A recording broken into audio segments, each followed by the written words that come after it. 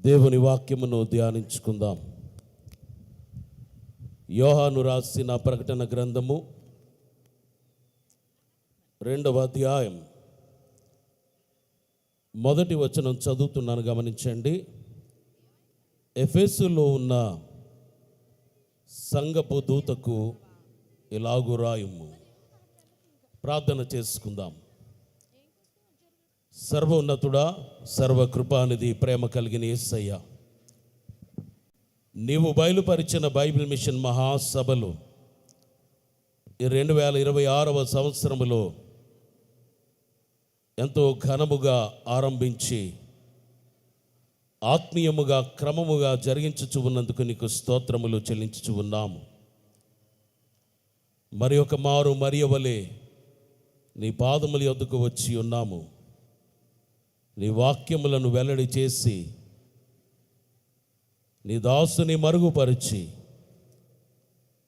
నిన్ను నీవే ప్రత్యక్షపరచుకునమని, నీ వాక్య ఉద్దేశములను మాకు బోధించమని, మంచి బోధకుడు, ప్రాణప్రియుడు, సంఘ నాయకుడైన యేసు నామములో వినయముతో వేడుకొనుచున్నాం పరమ తండ్రి, ఆమెన్.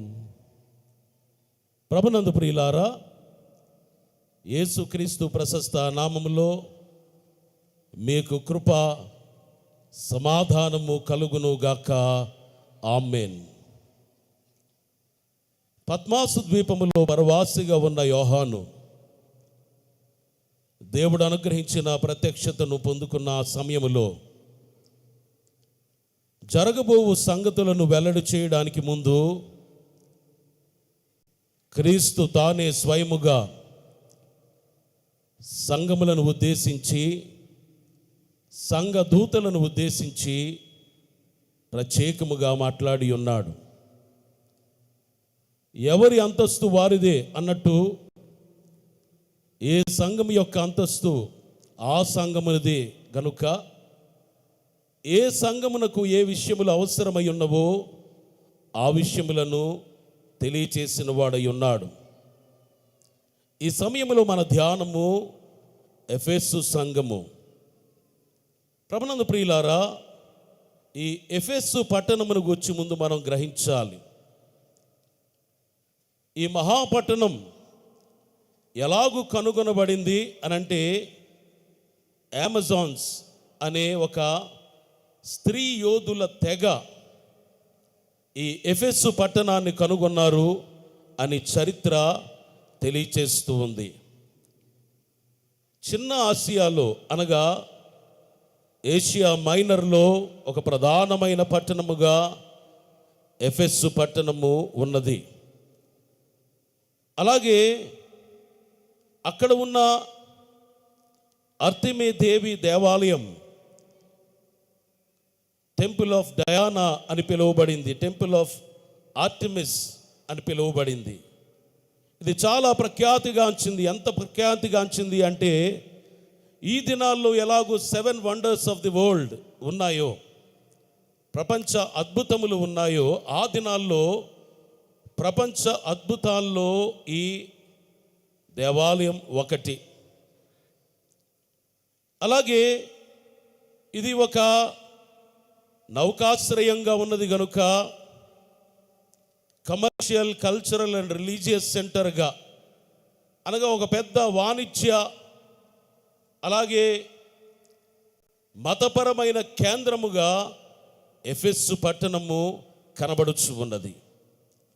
ఎఫెసు అనే మాటకు గల అర్థము డిజైరబుల్, కోరబడిన.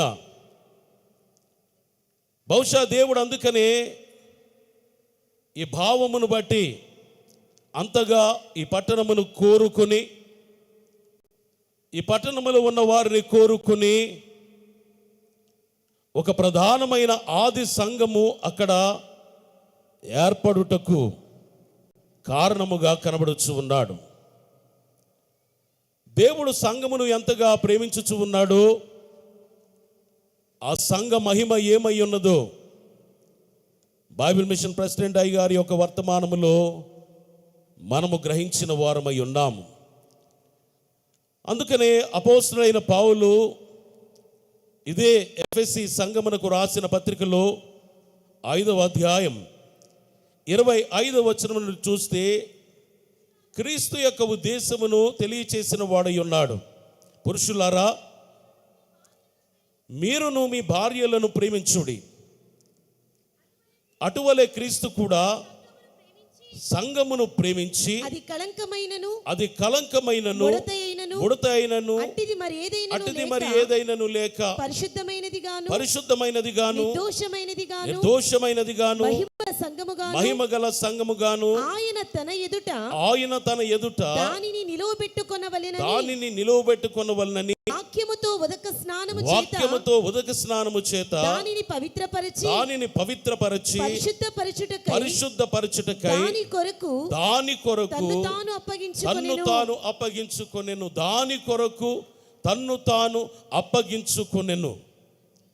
తండ్రి కుడి పార్శ్వమందు ఆసీనుడై ఉండవలసిన మహిమ కలిగిన కుమారుడైన క్రీస్తు తన మహిమను విడిచి ఈ లోకములో నరునిగా జన్మించి దాసుని స్వరూపమును ధరించుకొని తన్ను తాను అప్పగించుకోవడానికి గల కారణములలో ఒక మూలమైన కారణము క్రైస్తవ సంఘం. దానిని నిర్దోషమైన దానిగా చూడాలని, మహిమ గల దానిగా చూడాలని ఆయన కోరిన వాడై ఉన్నాడు. అందుకనే 7 సంఘములను ఉద్దేశించి ఆయన ఈ మాటలు తెలియచేస్తున్న వాడై ఉన్నాడు. అందుకనే అసలు ఈ సంఘము ఎలాగూ ఏర్పడింది, ఎఫెసు సంఘం యొక్క ఏర్పాటు ఎలాగూ జరిగింది అనేది బైబిల్ చరిత్రలోనికి మనం చూసినప్పుడు పౌలు గారి యొక్క మిషనరీ ప్రయాణములు ఉన్నాయి. పౌలు యొక్క 2వ మిషనరీ ప్రయాణములో భాగంగా కొరింథీ సంఘమును స్థాపించిన తర్వాత ఆయన మొట్టమొదటిగా ఈ ఎఫెసు పట్టణమునకు వచ్చిన వాడయ్యాడు. సాధారణంగా ఏ క్రైస్తవ మిషనరీ అయినా కూడా ఎక్కడ ప్రజలు ఎక్కువగా ఉంటారో, ఎక్కడ అన్ని విధముల ప్రజలు దొరుకుతారో అక్కడ దేవుని పని ప్రారంభించాలని, దేవుని సువార్త ప్రకటించాలని, యేసు ప్రభు అని వారితో ఒప్పింప చేయాలనే ప్రయత్నము చేస్తాడు. అలాంటి ఉద్దేశము కలిగిన అపోస్తలుడైన పౌలు ఈ ఎఫెసు పట్టణమునకు వచ్చుట అనేది మొదటిసారి జరిగింది. అయితే ఆయన కొద్ది దినములే అక్కడ ఉన్నాడు. కానీ అక్కడ నుండి బయలుదేరి వెళ్ళే ముందు అక్కడ సంఘ ఏర్పాటు జరుగు నిమిత్తం పని ప్రారంభించడానికి అకుల్లా ప్రిస్కిల్లను అక్కడ ఉంచాడు. వీరిని గురించి ఒక మాట చెప్పాలి అంటే they are called power couple. దేవునికి సాక్షులుగా నిలిచిన ఒక శక్తివంతమైన జంట. వారు అక్కడ పనిచేశారు. వారు అక్కడ పనిచేయించి ఉండగా దైవాసక్తి కలిగిన అపోల్లో ఎఫెసు పట్టణమునకు వచ్చాడు, అలెగ్జాంద్రియా ప్రాంతము నుండి. ఆయన కూడా అక్కడున్న వారికి సువార్త ప్రకటించాలని ప్రయత్నం చేస్తూ ఉన్నప్పుడు అకుల్లా ప్రిస్కిల్లా అనేవారు ఆయనను చేర్చుకొని మరిన్ని విషయములు క్రీస్తును గూర్చి ఆయనకు నేర్పించి అక్కడ అపోల్లో కూడా దేవుని పని చేయుట, యవనస్తుడు పని చేయుట, బలముగా బోధించుట అనేది కనబడుచు ఉన్నది. దాని తర్వాత సుమారుగా 52 ADలో అపోస్తలుడైన పౌలు తన 3వ మిషనరీ ప్రయాణంలో భాగంగా ఈ ఎఫెసు పట్టణానికి వచ్చి 3 సంవత్సరములు అక్కడ ఉండి పని చేయుట అనేది మన బైబిల్లో చూస్తూ ఉన్నాం. ఏ విధముగా అక్కడ దేవుని పని జరిగింది, ఏ విధముగా అది కొనసాగింది, పౌలు పనిచేసిన, అకుల్లా ప్రిస్కిల్లాలు పనిచేసిన, అపోల్లో పనిచేసిన అని మనం చూస్తే అపోస్తలుల కార్యములు 19వ అధ్యాయం 10వ వచనం నుండి కొన్ని వచనములు చదువుకుందాం. 2 ఏండ్ల వరకు ఇలాగున జరిగెను గనుక యూదులేమి యూదులేమి, గ్రీసు దేశస్థులేమి, ఆసియలో కాపురమున్న వారందరూ ప్రభువు వాక్యము వినిరి. మరియు దేవుడు పౌలు చేత విశేషమైన అద్భుతములను చేయించెను. అతని శరీరమునకు తగిలిన చేతి గుడ్డలైనను నడికట్లైనను రోగుల యొద్దకు తెచ్చినప్పుడు రోగములు వారిని విడిచెను, దయ్యములు కూడా వదిలిపోయాను. ప్రభునందు ప్రియులారా, పని ఎలాగు సాగింది అంటే, యూదులేమి, దేవుని గూర్చి యెహోవా దేవుని గూర్చి ఎరిగిన యూదులేమి, గ్రీసు దేశస్థులేమి, అనగా బహుగా జ్ఞానము కలిగి తత్వజ్ఞానము కలిగి ఫిలాసఫర్స్ అయిన గ్రీసు దేశస్థులేమి, అలాగే ఆసియాలో కాపురమున్న వారందరూ ప్రభువు వాక్యము విన్నారట. అంత బలముగా ప్రభువు వాక్యం ఆ దినముల్లో ఎఫెసు పట్టణములో ప్రకటించబడింది. అంత మాత్రమే కాదు కానీ ఆ వాక్యమును సఫలము చేయడానికి, ఆ వాక్యమును స్థిరపరచడానికి దేవుడు పౌలు చేత విశేషమైన అద్భుతములను చేయించాడట. విశేషమైన శక్తిని పౌలుకు అనుగ్రహించిన వాడై ఉన్నాడు. దేవుడిచ్చిన విశేషమైన వరములను బట్టి అక్కడ అద్భుతములు జరిగాయి, స్వస్థత కార్యములు జరిగాయి. అతని శరీరమునకు తగిలిన చేతి గుడ్డలైనను నడికట్లైనను రోగుల యొద్దకు తెచ్చినప్పుడు రోగములు వారిని విడిచెను, దయ్యములు కూడా వదిలిపోయాను. దయ్యములే మాట్లాడి నాకు క్రీస్తు తెలుసు, పౌలు తెలుసు అని చెప్పగలిగినంత పని, బలమైన పని అన్యులందరూ ఆసియా ప్రాంతమంతా, ఎఫెసు పట్టణమంతా, ఈ పట్టణమును కేంద్రముగా చేసుకుని ఏషియా మైనర్ అంతా కూడా సువార్త ప్రకటించబడుట ఆ దినముల్లో కనబడుచు ఉన్నది. అయితే పౌలు పని చేయుట, అకుల్లా ప్రిస్కిల్లాలు పని చేయుట, అపోల్లో పని చేయుట మాత్రమే కాకుండా పౌలు యొక్క ప్రియ శిష్యుడైన తిమోతి కూడా ఎఫెసు సంఘము కొరకు పరిచర్య చేయుట అనేది బైబిల్లో కనబడుచు ఉన్నది. తిమోతికి రాసిన మొదటి పత్రిక 1వ అధ్యాయం 4వ వచనం. నేను మాసిదోనియాకు వెళ్ళుచుండగా 1:4 విశ్వాస సంబంధమైన దేవుని ఏర్పాటుతో కాక వివాదములతోనే సంబంధములు కలిగి ఉన్నవి గనుక వాటిని లక్ష్య పెట్టవద్దనియు కొందరికి ఆజ్ఞాపించుటకు ఎఫెసులో నిలిచి ఉండవలనని నిన్ను హెచ్చరించిన ప్రకారము ఇప్పుడు నువ్వు హెచ్చరించుచున్నాను. ఒకప్పుడు నువ్వు ఎఫెసులో ఉండి అవసరమైతే వారిని హెచ్చరించాలి, సరిచేయాలి అని నేను నీకు చెప్పానని పౌలు తెలియచేస్తూ ఉన్నాడు. అనగా ఇక్కడ తిమోతి, యవనస్తుడైన తిమోతి కూడా తన యవన బలమును జోడించి దేవుని శక్తితో ఇక్కడ పనిచేయుట అనేది కనబడుచు ఉన్నది. అంత మాత్రమే కాదు కానీ ప్రభునందు ప్రియులారా, సుమారుగా 64 నుండి 67 ఏడీలో పేతురు అలాగే పౌలు చంపబడిన తర్వాత, పేతురు గారు తలకిందులుగా సిలువ వేయబడి చంపబడిన తర్వాత, అలాగే పౌలు యొక్క తల తెగ నరకబడిన తర్వాత యెరూషలేములో చాలా గందరగోళము ఏర్పడింది. సుమారుగా 70 ఏడీలో జూయిష్ రోమన్ వార్ అనేది జరిగింది. ఆ సమయంలో చాలా వరకు యెరూషలేము పాడు చేయబట్టం అనేది జరిగింది. అలాంటి సమయంలో ఈ రోమా సామ్రాజ్యంలో సువార్తను విస్తరింప చేయడానికి ఒక కేంద్రముగా అపోస్తలుడైన యోహాను, యేసును ప్రేమించిన యోహాను, యేసును సిలువ వరకు వెంబడించిన యోహాను, ఈ ఎఫెసు సంఘమును గూర్చిన ప్రత్యక్షత పొందుకున్న యోహాను కూడా ఈ ఎఫెసు పట్టణమును ఒక సువార్త కేంద్రముగా ఏర్పాటు చేసుకుని పనిచేయుట అనేది కనబడుచు ఉన్నది. అక్కడే యోహాను సువార్త కూడా ఆయన రాసి ఉన్నాడు అని చరిత్ర తెలియచేస్తూ ఉండగా, తరువాత డొమిషన్ చక్రవర్తి యొక్క పాలనలో యోహాను గారు పద్మాసు ద్వీపములో పరవాసిగా శిక్ష కొరకు ఉంచబడ్డారు. అక్కడ శిక్షలో ఆయన ఉండే ఈ గొప్ప రెవల్యూషన్, ఈ ప్రత్యక్షత పొందుకొని ఉండగా, మరలా ఈ డొమిషన్ చక్రవర్తి చనిపోయిన తర్వాత మరలా యోహాను గారు ఎఫెసు పట్టణానికే వచ్చి అక్కడ ఉండి ఎఫెసు సంఘములో పనిచేస్తూ యోహాను తన యొక్క 3 పత్రికలు మొదటి పత్రిక, రెండవ పత్రిక, మూడవ పత్రిక రాయుట అనేది కూడా మనం చూడగలుగుతూ ఉన్నాం. అంత మాత్రమే కాదు కానీ ప్రభునందు ప్రియులారా, యేసుక్రీస్తు ప్రభు వారి సిలువలో తన తల్లి యొక్క బాధ్యతను యోహాను గారికి అప్పగించారు.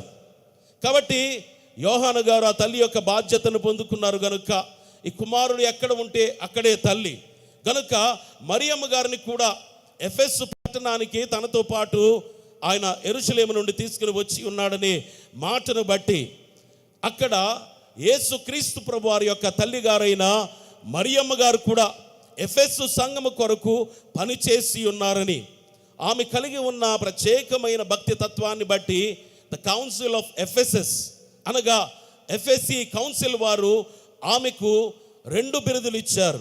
ఏమిటవి అంటే థియోటోకోస్ అని గ్రీక్ భాషలో ఆమెకు ఒక పేరు పెట్టారు. థియోటోకోస్ అనగా గాడ్ బేరర్ లేక మదర్ ఆఫ్ గాడ్ అనగా క్రీస్తునే మోసిన తల్లి అని, అలాగే క్రీస్తుకే దేవునికే తల్లిగా ఉండగలిగిన అర్హత కలిగిన ఆమె అని చెప్పి ఆమెను థియోటోకోస్ అని పిలిచారు. అలాగే క్రైస్టోటోకోస్ అనే బిరుదు ఇచ్చారు. అనగా క్రైస్ట్ బేరర్, క్రీస్తును మోసిన తల్లి. తన హృదయంలో నుండి ఒక ఖడ్గము దూసుకొని పోయినా కూడా క్రీస్తును మోసిందని, అలాగే ఆ క్రీస్తును మోసుకుంటూ యెరూషలేము నుండి లేక నజరేతు నుండి ఆమె ఎఫెసుకు వచ్చిందని కౌన్సిల్ ఆఫ్ ఎఫెసస్ వారు ఆమెకు థియోటోకోస్ అని అలాగే క్రైస్టోటోకోస్ అనే బిరుదులు ఇచ్చారు. అందుకనే పౌలు రాసిన పత్రిక, ఆయన రాసిన ఎఫెసీయులకు రాసిన పత్రిక కూడా మనం బాగుగా ఎరిగిన వారమై ఉన్నాం. ప్రతి క్రైస్తవ సంఘమునకు అవసరమైన అనేకమైన విషయములు ఆ పత్రికలో కనబడుచు ఉండగా ఇలాగున ఎంతమంది పని చేయుట, ఒక ప్రత్యేకమైన పత్రిక ఈ సంఘము కొరకు రాసి పంపించబడుట అనేది మనము గమనించగా అసలు అక్కడ సేవ జరిగిన విధానాన్ని అపోస్తల కార్యములు 19వ అధ్యాయం 20వ వచనములో మాట తెలియచేస్తూ ఉంది. ఇంత ప్రభావముతో ప్రభువు వాక్యము ప్రబలమై వ్యాపించెను. ఎంత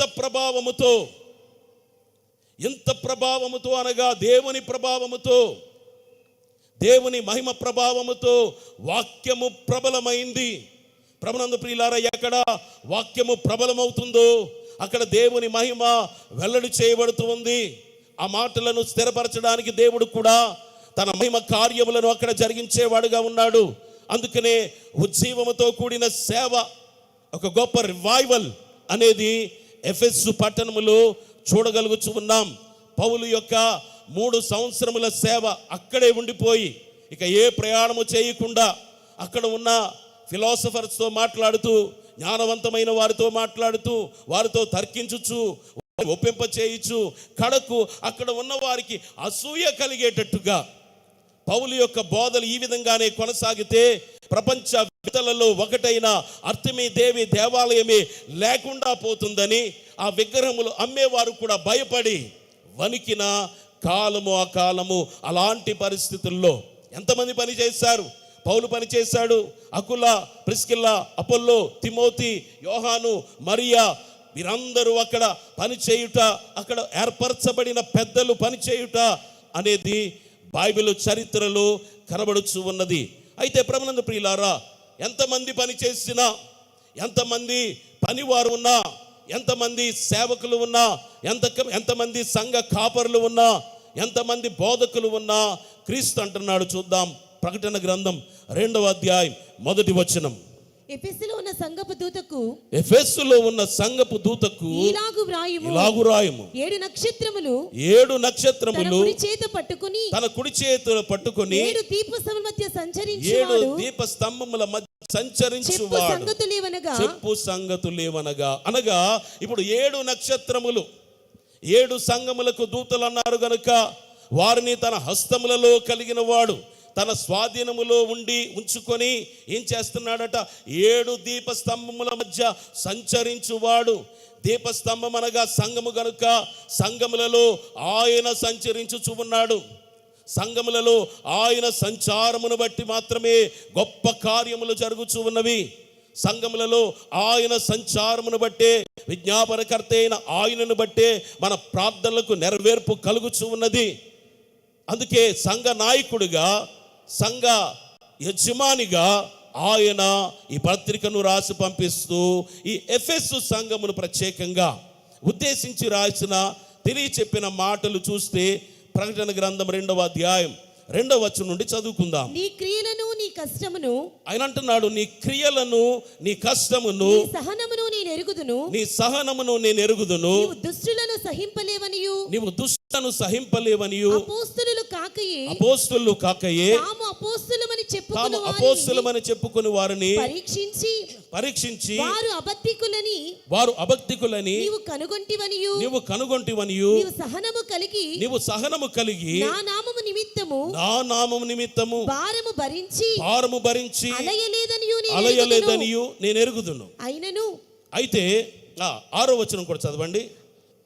అయితే ఈ ఒకటి నీలో ఉన్నది నికొలాయితుల క్రియలు నీవు ద్వేషించుచున్నావు, నేను కూడా వీటిని ద్వేషించుచున్నాను. ప్రభునందు ప్రియులారా, ఆయన స్వయముగా సూటిగా చెబుతూ సంఘ నాయకుడైన క్రీస్తు, సంఘమునకు మూలమైన క్రీస్తు తన గాయములలో నుండి ఉద్భవించిన సంఘమును ఉద్దేశించి ఆ దినము ఏదైనా వనములో ఆదాము గారు అవ్వతో ఎలా మాట్లాడాడో అలా మాట్లాడుతూ ఉన్నట్టుగా సూటిగా మాట్లాడుచు ఉన్నాడు. ఏమంటున్నాడు? నీ క్రియలు నాకు తెలుసు.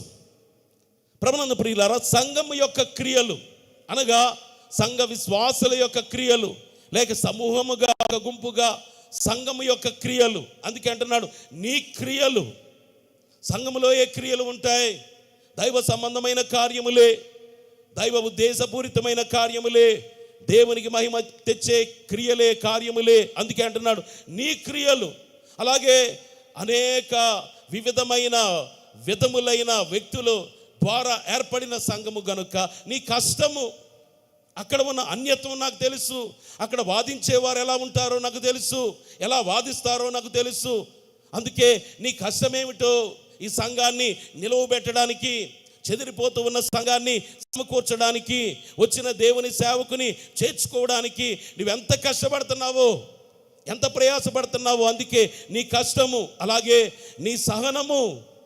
ఎన్ని శ్రమలు వచ్చినా, ఎన్ని బాధలు కలిగినా, ఎన్ని ఇబ్బందులు వచ్చినా, అయ్యో పరిస్థితులను బట్టి మేము నిలవలేము అనుకునే పరిస్థితులు ఉన్నా కూడా నీవు సహించుకొని ఓర్పు కలిగి ఎలాగూ కొనసాగుతున్నావో నేను ఎరుగుదును. అలాగే అంటున్నాడు భారము భరించి అలయలేదనియు. ఎప్పుడు కంప్లైంట్ చేయలేదు నువ్వు. ఐఎమ్ ఫెయింట్ అనలేదు, అలసిపోయాను అనలేదు. భారము భరించావు, పని చేస్తూనే ఉన్నావు, కార్యములు చేస్తూనే ఉన్నావు, కార్యక్రమములు చేస్తూనే ఉన్నావు, బోధిస్తూనే ఉన్నావు, విస్తరింపచేస్తూనే ఉన్నావు, సువార్థికులను పంపుతూనే ఉన్నావు. చిన్న ఆశయం అంతా కదిలింపబడిందా సువార్త ద్వారా అన్నట్టుగా నీవే కేంద్రముగా ఉండి నీ ద్వారా పని జరుగుతూ ఉంది. అయినా కూడా భారము భరిస్తూనే ఉన్నావు, భారము మోయుచూనే ఉన్నావు, సిలువను మోయుచూనే ఉన్నావు. అలసిపోయానని ఎప్పుడు నీవు చెప్పలేదు, నీవు అలయలేదు. అంత మాత్రమే కాదు కానీ నీకున్న వాక్య అనుభవం ఎవరు బోధించారు? మీకు ఈ సంగతులు తెలియకుండుట నాకు ఇష్టం లేదని చెప్పగలిగిన పౌలు, ప్రత్యక్షతలు కలిగిన పౌలు, అనుభవం కలిగిన జంట అయిన అకుల, ప్రిస్కిల్లలు, తిమోతి, అలాగే అపోల్లో, అందరికీ అన్నిటికంటే ముఖ్యంగా క్రీస్తును దగ్గరగా ఉండి చూసిన యోహాను, క్రీస్తును మోసిన మరియమ్మ గారు, వీరందరూ బోధించిన బోధల అనుభవం నీవు కలిగి ఉన్నావు గనుక నీవేం చేయగలవు? పరీక్షించగలవు. ఎందుకు పరీక్షించగలవు? ఎందుకంటే నీకున్న వాక్య అనుభవాన్ని బట్టి ఏమని చెప్పగలవు అంటే, ఇదిగో మేము అపోస్తలులము, మేము పిలువబడిన వారము, మేము వలు కలిగిన వారము, మేము పంపించే వారము అని చెప్పుకునే వారి యొక్క అబద్ధ బోధలను కూడా నీవు పరీక్షించగలవు. ఆ జ్ఞానం నీకుంది, అలాంటి అనుభవం నీకుంది. అందుకే పౌలు గారు తాను తన 3వ మిషనరీ ప్రయాణంలో భాగంగా ఇక్కడ 3 సంవత్సరాలు ఉన్న తర్వాత బయలుదేరి వెళ్ళిపోయే ముందు ఈ సంఘమును ఉద్దేశించి చెప్పిన మాటలు కనబడుతున్నాయి. అపోస్తుల కార్యములు 20వ అధ్యాయం 29వ వచనం నుండి చదవండి. నేను వెళ్ళిపోయిన తర్వాత క్రూరమైన క్రూరమైన తోడేళ్ళు మీలో ప్రవేశించునని నాకు తెలియను. వారు మందను కనికరింపరు మరియు శిష్యులను తమ వెంట ఈడ్చుకొని పోవలనని వంకర మాటలు పలుకు మనుషులు మీలోనే బయలుదేరుదురు. కావున నేను 3 సంవత్సరములు రాత్రింబగళ్ళు కన్నీళ్లు విడుచుచు ప్రతి మనుషునికి మానక బుద్ధి చెప్పి తినని మీరు జ్ఞాపకము చేసుకొని మెలకువగా ఉండాలి. ఇప్పుడు మీరు మెలకువగా ఉండాలి. ఎందుకంటే నేను వెళ్ళిపోయిన తర్వాత క్రూరమైన తోడేలు రానయ్యున్నవి. ప్రభు ఆయనకు బయలుపరిచిన దాన్ని బట్టి ఆయన చెప్పిన మాట, క్రూరమైన తోడేళ్ళు మీలో ప్రవేశిస్తాయి. గొర్రెల్లాగే కనబడతాయి కానీ చేరిపోతాయి, మీతో కలిసిపోతాయి. గొర్రె కదా అనుకుంటావు కానీ ఒక్కసారిగా తోడేళ్ల స్వభావాన్ని చూపించి వారు మందను కనికరింపరు. వీరు వారు అని ప్రేమించిన వారని, అయ్యో బోధించిన వారని, అయ్యో మమ్మల్ని చేర్చుకున్న వారని ఏమాత్రము కనికరము లేకుండా మీకు హాని చేస్తారు. అంత మాత్రమే కాదు, వంకర మాటలు మాట్లాడేవారు. ప్రభునందు ప్రియులారా, వంకర మాటలకు దేవుని వాక్యములో అవకాశము లేదు. దేవుని వాక్యము బోధించినప్పుడు వంకర మాటలు వాటికి అవకాశం లేదు, అవసరం లేదు అసలు. అలాగే దేవుని బిడ్డలతో మాట్లాడినప్పుడు వంకర మాటలకు అవసరము లేదు. అందుకే వంకర మాటలు పలుకుచు మనుషులు మీలోనే బయలుదేరుదురు. అందుకనే నేను 3 సంవత్సరములు రాత్రింబగళ్ళు కన్నీళ్లు విడుచుచు ప్రతి మనుష్యునికి మానక బుద్ధి చెబుతూ వచ్చాను. ఒక ప్రక్క అయ్యో కఠినంగా మాట్లాడానని మీ కొరకు కన్నీళ్ళ ప్రార్థన, మీ మారు మనసు కొరకు కన్నీళ్ళ ప్రార్థన నేను చేస్తూనే వచ్చాను. 3 సంవత్సరముల ఇక్కడ నివాసములో పగలు బోధిస్తూ ఉంటే, పగలు హెచ్చరిస్తూ ఉంటే, రాత్రులు మీ కొరకు కన్నీళ్లు విడిచి ఒక్కొక్కరి కొరకు నేను ప్రార్థించిన వాడనై ఉన్నాను. అందుకే హెచ్చరించి వెళుతూ ఉన్నాను, మెలకువగా ఉండుడి, మీరు మెలకువగా ఉండాలి అని ఎఫెసు సంఘమునకు తెలియచేసిన వాడై ఉన్నాడు. అంత మాత్రమే కాదు కానీ ఇదే పౌలు తెస్సలోనిక సంఘంతో కూడా మాట్లాడుతూ అన్నాడు, సమస్తమును పరీక్షించి మేలైన దానిని చేపట్టుడి. దైవజనులు దేవదాస్ అయ్య గారు కూడా మనకు నేర్పించిన మూల వాక్యములలో ఒక వాక్యం ఇది, సమస్తమును పరీక్షించాలి. బైబిల్ను దగ్గర పెట్టుకొని పరీక్షించాలి. అందుకే ఒక ఆయన అన్నాడు, you can read many books, నువ్వెన్ని గ్రంథాలైనా చదువు, but live in the Bible. కానీ నువ్వు బైబిల్లో జీవించాలి, దేవుని వాక్యములో జీవించాలి, పరిశుద్ధ గ్రంథములో జీవించాలి. ఎన్ని గ్రంథాలైనా నువ్వు చదువు కానీ you have to live in the Bible. అందుకని సమస్తమును పరీక్షించి బైబిల్తో వాక్యముతో పోల్చి నీవు మేలైన దానిని చేపట్టాలి. ఎందుకంటే అపోస్తులు ఎవరు? పిలువబడిన వారు, నిజమైన వరములు కలిగిన వారు, నిజమైన ప్రేమ కలిగిన వారు, సిలువను మోసేవారు, అవసరమైతే హతసాక్షులు అయిపోయేవారు. అందుకని అపోస్తులు కాకయే మేము అపోస్తులమని చెప్పేవారిని నీవు చూచి వారిని కనుగొనగలిగిన జ్ఞానం నీకుంది. అంత మాత్రమే కాదు కానీ ఆ దినాల్లో వివిధమైన బోధలు వినబడ్డాయి.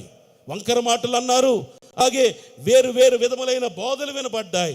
అలాంటి బోధల్లో ఒక బోధన గురించి ఆయన తెలియచేస్తూ ఉన్న మాట 6వ వచనంలో ఆయన అంటున్నాడు, నికోలాయితుల క్రియలు నీవు ద్వేషించుచున్నావు. నికోలాయితులు అనేవారు కొందరు ఆ దినాల్లో ఒక గుంపు వారు ఉండేవారట. వారిని గురించి అనేకమైన వివరణములు ఉన్నాయి. కానీ అసలు కొందరు అనే మాట ఫాలోవర్స్ ఆఫ్ నికోలస్ అనే ఒక ఆయన ఏర్పరిచిన సిద్ధాంతములను అనుసరించేవారట. ఎందుకు? నికావో అనగా టు కాన్కర్, నికావో అనగా టు కాన్కర్ లేక ఆక్రమించు, స్వాధీనపరచుకును. అలాగే లావోస్ అనగా పీపుల్ లేక ప్రజలు, అనగా ప్రజలను ఏదో ఒక విధంగా వారి ఆలోచనలను ఆక్రమించాలని, ప్రజలను మెప్పించాలని, మనుషులను మెప్పించాలని. వారి బోధలు ఏమిటి, వారి సిద్ధాంతములు ఏమిటి అంటే నీవు వ్యభిచరించవచ్చు, వ్యభిచరించిన దేవుని బిడ్డవే. అలాగే లోకముతో కలిసి జీవించవచ్చు, లోక పద్ధతుల్లో నీవు జీవించినా కానీ నీవు రక్షణ పొందితే దేవుని బిడ్డవే. శరీరేచ్ఛలు తీర్చుకుంటూ ప్రభు శరీర రక్తములను మీరు భుజించవచ్చు, అయినా పర్వాలేదు అని చెప్పగలిగిన వారే, చెప్పుచున్న వారే ఈ నికోలాయితులు. ప్రభునందు ప్రియులారా, ఈ దినాల్లో ఈ కార్పొరేట్ వరల్డ్ మనం చూసినప్పుడు వారు ఎలా కనబడుచు ఉన్నారు? అనేక మంది దైవభక్తి మిడిమిడి అయిన దైవభక్తి కలిగిన వారు, మిడిమిడి అయిన దైవ జ్ఞానం కలిగిన వారు, వారు చేస్తూ ఉన్న పని ఏమిటి అంటే వారం రోజుల్లో 6 రోజులు లోకానుసారులుగా జీవిస్తూ ఆదివారపు క్రైస్తవులుగా, సండే క్రిస్టియన్స్గా వారు కనబడుతూ ఉన్నారు. ప్రతి లోకములో జరిగే ప్రతి దానిలో వారి ప్రత్యక్షత ఉంటుంది, వారి ప్రజెన్స్ ఉంటుంది, వాటితో లోకముతో కలుస్తూ ఉంటారు. మరలా ఆదివారం వచ్చేసరికి ఆరాధనలో కనబడుతూ ఉంటారు. ఇది పర్వాలేదు అని చెప్పేవారే నికోలాయతులట. ఆ దినాల్లో కూడా ఉన్నారు, ఈ దినాల్లో కూడా కొందరు ఈ పేరు కాకపోవచ్చు కానీ నికోలాయతులు కనబడుతూ ఉన్నారు.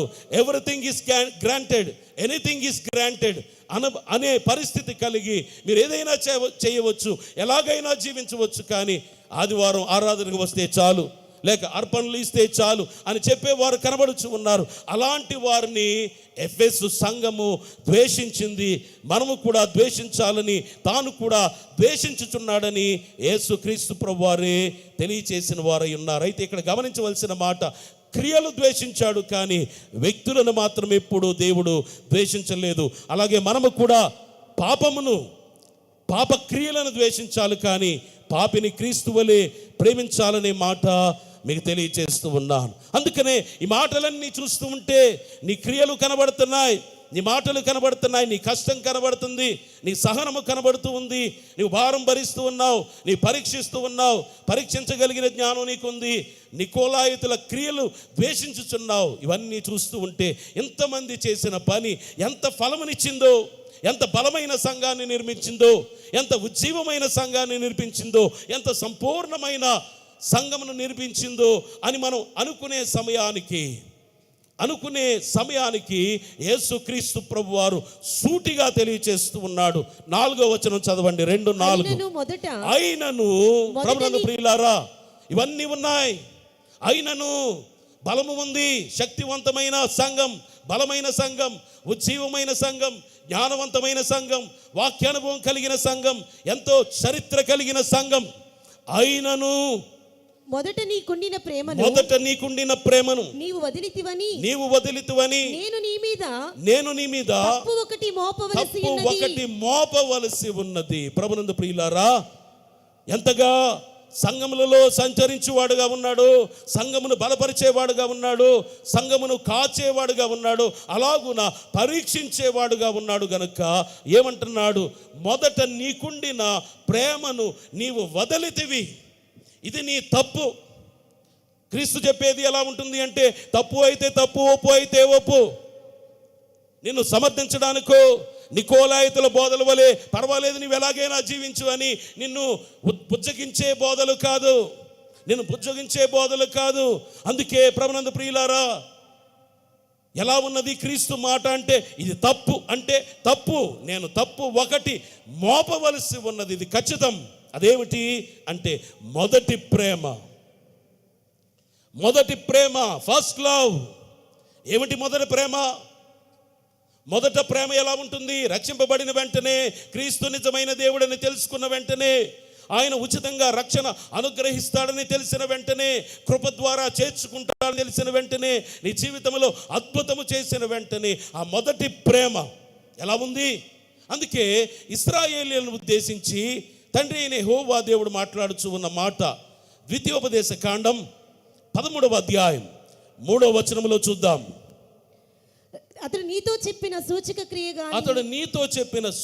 క్రియ గాని మహత్కార్యము గాని సంభవించినను ఆ ప్రవక్త మాటలను కలలు కనువాని మాటలను వినకూడదు. ఏలయనగా మీరు మీ దేవుడైన యెహోవాను మీ పూర్ణ హృదయముతోను మీ పూర్ణాత్మతోను ప్రేమించుచున్నారో లేదో తెలుసుకొనుటకు మీ దేవుడైన యెహోవా మిమ్మును పరీక్షించుచున్నాడు. ఆయన పరీక్షించే దేవుడు. అందుకే నేను ఎప్పుడు అంటాను, ఇశ్రాయేలును కాపాడువాడు కునుకొడు నిద్రపోడు అంటే, కునుకక నిద్రపోక కాపాడేవాడు, కునుకక నిద్రపోక అన్నిటినీ పరిశీలించుచున్నాడు, పరీక్షించుచు ఉన్నాడు. ఈ మాట ఎన్నడూ మర్చిపోకూడదు. అందుకే ఏలయనగా మీరు మీ దేవుడైన యెహోవాను మీ పూర్ణ హృదయముతోనూ మీ పూర్ణాత్మతోనూ ప్రేమించుచున్నారో లేదో తెలుసుకొనుటకు మీ దేవుడైన యెహోవా మిమ్మును పరీక్షించుచున్నాడు. ఆయన పరీక్షించే దేవుడు. నీ మొదటి ప్రేమ, ఫస్ట్ లవ్ అనేది దేవుని మీద ఉందా లేదా? నిజముగా ఆ ప్రేమను కొనసాగిస్తూ ఉన్నావా?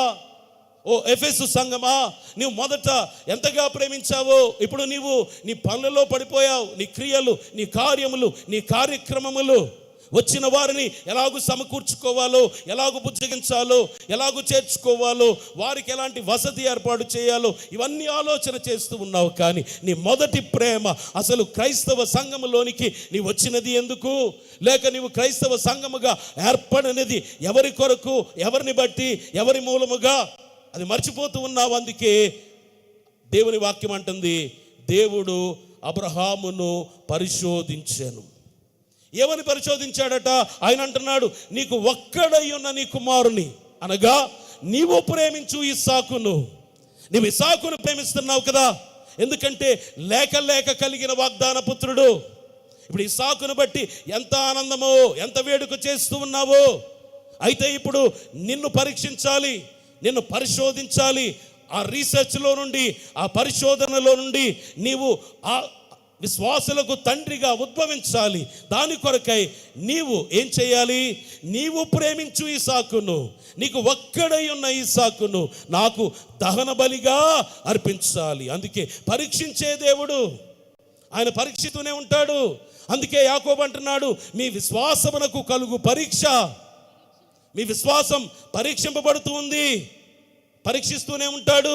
ఆయన ఎప్పటికప్పుడు అడుగుతూనే ఉంటాడు. అందుకే పేతురు గారిని అడుగుతున్నాడు కదా, పేతురు నీవు ప్రేమించుచున్నావా? ఒక్కసారి అడిగితే, ఒక్కసారి జవాబు చెబితే సరిపోదా? కానీ ముమ్మారు అడుగుతూ ఉన్నాడు. బహుశా ముమ్మారు బొంకాడు కనుక ముమ్మారు అడుగుతున్నాడు. లేక నిజంగా నన్ను ప్రేమించుచున్నావా? అందరికంటే ఎక్కువగా నన్ను ప్రేమించుచున్నావా? ఎందుకంటే నీ పూర్ణ హృదయముతో, ఫస్ట్ లవ్, మొదటి ప్రేమ అనగా ప్రేమ విషయంలో మొదట దేవుడై ఉండాలి. కేవలము ముందున్న ప్రేమ అనే అర్థం మాత్రమే కాదు, కానీ ప్రాధాన్యత విషయానికి వచ్చేసరికి, తీవ్రత, ప్రేమ తీవ్రత విషయానికి వచ్చేసరికి అది తగ్గిపోకూడదు. కానీ నీలో చూస్తూ ఉంటే ఇవన్నీ బాగున్నాయి, గొప్ప సంఘముగా ఏర్పడ్డావు, బలమైన కార్యములు చేస్తున్నావు, అలసిపోవడం లేదు. కానీ నీ మొదటి ప్రేమ, నీ మొదటి స్థితి అంత యాంత్రికమైపోయింది, మెకానికల్ చర్చ్ అయిపోయిందా?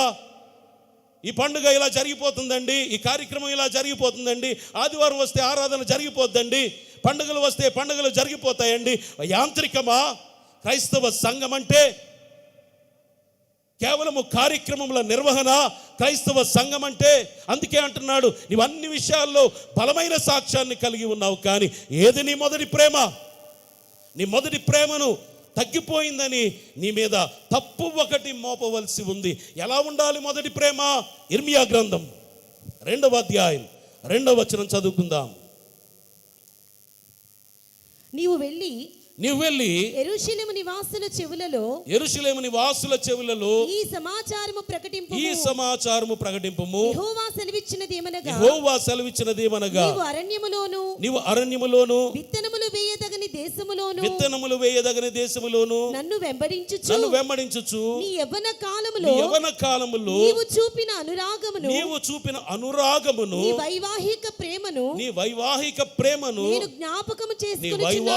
ప్రేమను నీవు చూపిన అనురాగమును నేను జ్ఞాపకము చేసుకుంటున్నాను. ఇంగ్లీష్ బైబిల్లో అయితే ఒక వెర్షన్లో యువర్ లవ్ యాజ్ బ్రైడ్, నీవు అనురాగము చూపించావు. నీవు వధువుగా సిద్ధపడినప్పుడు అనురాగము కలిగి ఉన్నావు. లవ్ ఆఫ్ దైన్ ఎస్పౌజల్స్ అని కింగ్ జేమ్స్ వర్షన్లో కనబడుతుందంటే, నీ వివాహం కొరకు సిద్ధపడినప్పుడు ఆ వరుని విషయంలో ఎంత ప్రత్యేకమైన ప్రేమ కలిగి ఉన్నావో. ఇప్పుడు ఆ ప్రేమ కనబడటం లేదు, ఈ ప్రేమ కనబడటం లేదు. అందుకే పౌలు కూడా చాలా స్పష్టంగా చెప్పాడు ఈ సంఘానికి, అలాగే కొరింథీ సంఘానికి కూడా. ఆయన అంటున్నాడు కొరింథీలకు రాసిన పత్రికలో 13వ అధ్యాయంలో, నేను చదువుతున్నాను గమనించండి, మనుష్యుల భాషలతోనూ దేవదూతల భాషలతోనూ నేను మాట్లాడినను ప్రేమ లేని వాడైతే మ్రోగెడు కంచును గనగనలాడు తాళమునై ఉందును. ఎఫెసు సంఘం కూడా గనగనలాడు తాళముగా లేక మ్రోగెడు కంచుగా కనబడుతుందో ఏమో, లేక ప్రవచించు కృపావరము కలిగి మర్మములన్నీయు జ్ఞానమంతయు ఎరిగిన వాడనైనను కొండలను పెకిలింపగల పరిపూర్ణ విశ్వాసము గలవాడనైనను ప్రేమ లేని వాడనైతే నేను వ్యర్థుడను. అందుకే యేసుక్రీస్తు ప్రభు అంటున్నాడు, వ్యర్థమైపోతున్నావు.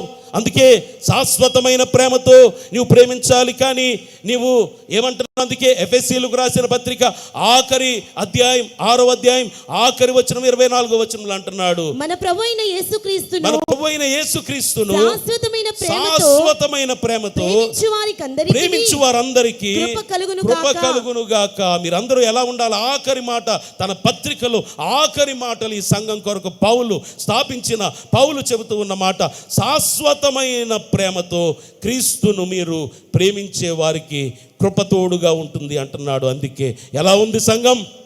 ఎలా ఉంది సంఘం? ఒక ఆయన అంటున్నాడు, ఒక రైఫిల్ని చూస్తే, ఒక తుపాకీని చూస్తే, అది దానిని కాల్చిన తర్వాత దాని గొట్టాన్ని ముట్టుకున్నప్పుడు చూస్తే అబ్బో చాలా వేడిగా ఉందనిపిస్తుందట. కానీ హ్యాండిల్ని ముట్టుకుని చూస్తే చల్లగా ఉంటుందట. అలాగే ఇప్పుడు ఎలా కనబడుతుంది ఈ కార్యములు అంటే చాలా ఉజ్జీవం కనబడుతుంది, చాలా గంభీరంగా ఉంది, చాలా ఘనముగా ఉంది. కానీ పట్టుకుని చూస్తే మొదటి ప్రేమ శూన్యం అన్నట్టుగా కనబడుచు ఉండగా ప్రభునందు ప్రియులారా, అందుకే చాలా స్పష్టముగా ఖచ్చితముగా హెచ్చరిస్తూ ఉన్నాడు, నీవు పడిపోయిన స్థితిలో ఉన్నావు. అందుకే నీవు ఏ స్థితిలో నుండి పడితివో అది జ్ఞాపకము చేసుకొని అంటుంటే, ఓ సంగమా, నీవు పడిపోయిన స్థితిలో ఉన్నా, పడిపోయావు. నీవు నిలువబడిన సంఘం కాదు, అందరినీ నిలబెట్టిన సంఘం కాదు. ఇప్పుడు నీవు పడిపోయిన సంఘంగా ఉన్నావు. నీవు మారు మనసు పొందాలి. వచ్చిన వారిని మారు మనసు పొందమని, రక్షణ పొందమని చెప్పడం కాదు. ఓ సంఘమా, నీవు మారు మనసు పొందాలి. అందుకే మారు మనసు పొంది మొదటి క్రియలు చేయాలి, మొదటి ప్రేమ చూపించాలి. లేని ఎడల నేను నీ యొద్దకు వచ్చి నీ దీపస్తంభమును దాని చోట నుండి తీసివేతును. ఏమంటున్నాడు? దీపస్తంభం ఏముండదు అనగా సంఘం ఏముండదు, వెలుగు ఉండదు. వెలుగును తొలగిస్తానంటున్నాడు. వెలుగు లేకపోతే, దేవుడిచ్చిన వెలుగు లేకపోతే ఒక సమాజం ఏం చేయగలదు? ఒక గుంపు ఏమి చేయగలదు? అందుకే వెలుగు తొలగిస్తానన్నాడు. ప్రభునందు ప్రియులారా, ఎంతవరకు ఎఫెసు సంఘం ఈ మాటలను గమనించిందో కానీ వారు సరిగా గమనించకపోవడాన్ని బట్టి తర్వాత కాలానికి వచ్చేసరికి ఈ గొప్ప ఎఫెసు పట్టణం అంతరించిపోయిందట. దానితో పాటు సంఘము కూడా అంతరించిపోయిందట. ఎలా అంతరించిపోయింది అంటే, పర్యావరణ మరణం అంటే అక్కడ పూడికలు వచ్చి ఆ పట్టణాన్ని, ఆ ఇసుక తెన్నులు వచ్చి మూసేసాయి అంటున్నారు. మలేరియా వంటి వ్యాధులు వ్యాపించి అక్కడున్న వారు అనేక మంది చనిపోయారు, ఇతర ప్రాంతాలకు వెళ్ళిపోయారు. భూకంపములు వచ్చి అందరూ చెదిరిపోయారు. కడకు టర్క్స్ వచ్చి ఆ ప్రాంతాన్ని ఆక్రమించుకోగా ఇప్పుడు అది టర్కిష్ ప్రాంతంగా, టర్కీగా మారింది. అలాగే ఆ దినాల్లో జరిగిన మొదటి ప్రపంచ యుద్ధాన్ని బట్టి కూడా అక్కడున్న వారు అనేక మంది చెదిరిపోయి పాపులేషన్ ఎక్స్చేంజ్ అనగా ఎక్కడున్న వారు ఇంకొక ప్రాంతానికి పారిపోయి వెళ్ళిపోవడం అనేది కనబడింది. అందుకే ఒక భక్తుడు అంటున్నాడు, first and greatest metropolis of Asia under Rome and finally into A silent ruin. ఏమైపోయిందంటే మౌనముగా అంతరించిపోయిందట. Silent ruin. ఎందుకు అంటే యేసుక్రీస్తు ప్రభువే చెప్పాడు, నీ మొదటి ప్రేమ, నీ మొదటి క్రియలు లేవు, కనబడటం లేదు అని ఆయన చెప్పగా, కడుకు ప్రభునందు ప్రియులారా, డిజైరబుల్ కోరదగిన సంఘము చరిత్రలో ఉన్నదని చెప్పుకోవడమే కానీ ఇప్పుడు ఆ సంఘము లేదు. అయితే దైవజనులు దేవదాసయ్య గారు అన్న మాట, సంఘము లేదు కానీ సంఘములో ఉన్న పరిశుద్ధులు పరలోకములో ఉన్నారు. ఎఫెసు సంఘం పరలోకంలో ఉంది.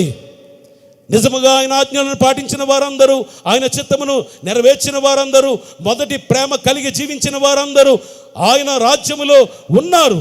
అందుకనే ఇవన్నీ చెబుతూ అంటున్నాడు ఆఖరగా, ఆత్మ సంఘములతో చెప్పుచున్న మాట చెవిగలవాడు వినుగాక. పాత నిబంధనలో దేవుడు మాట్లాడాడు, తండ్రి సువార్తలలో క్రీస్తు మాట్లాడాడు, సంఘకాలములో ఆత్మ మాట్లాడుచు ఉండగా ఆత్మ మాట్లాడుతూ ఆఖరిగా అంటున్నాడు, జయించువానికి పరదేశులో ఉన్న జీవవృక్ష ఫలములు భుజింపనిత్తును అని అంటున్నాడు. ఆ దినం ఏదేను వనములు ఆదామవలు ఏ ఫలములను పోగొట్టుకున్నారో, ఏ వనములోనికి వెళ్ళలేకపోయారో, ఆ ఫలములను మరలా ఆయన అనుగ్రహించడానికి సిద్ధపడుచు ఉండగా మనమందరము కూడా, క్రైస్తవ సంఘములు ఇక్కడ ఉన్నాయి, క్రైస్తవ విశ్వాసులు ఇక్కడ ఉన్నారు, సంఘ దూతలు ఇక్కడ ఉన్నారు, సంఘ నాయకులు ఇక్కడ ఉన్నారు. దేవుడు సూటిగా ఎఫెసు సంఘముతో మాట్లాడినట్టుగా మనతో మాట్లాడుచూ ఉండగా దేన సేవకునిగా నేను కూడా చెప్పగలిగిన మాట, ఆత్మ సంఘములతో చెప్పుచున్న మాట చెవిగలవాడు వినుగాక. ఆమేన్. సర్వోన్నతుడా, ప్రేమమయుడా, ఎఫెసు సంఘమును ప్రేమించి సంఘముతో ఎలాగో సూటిగా మాట్లాడి ఉన్నావో అలాగున చేరి వచ్చిన సంఘములతోనూ మాతోనూ మాట్లాడినందుకు స్తోత్రములు. ఈ మాటలను ప్రతి హృదయంలో మీరు ముద్రించి ఫలింప చేయమని సంఘ నాయకుడైన యేసు నామములో వినయముతో వేడుకొనుచున్నాం పరమ తండ్రి. ఆమేన్.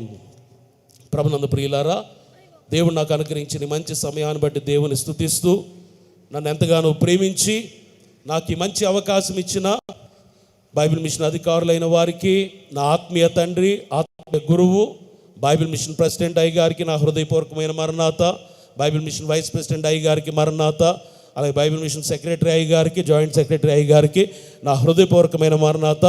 చేరి వచ్చిన నా తోటి పని వారికి, సంఘములలో నుండి వచ్చిన విశ్వాసులందరికీ మరణాత.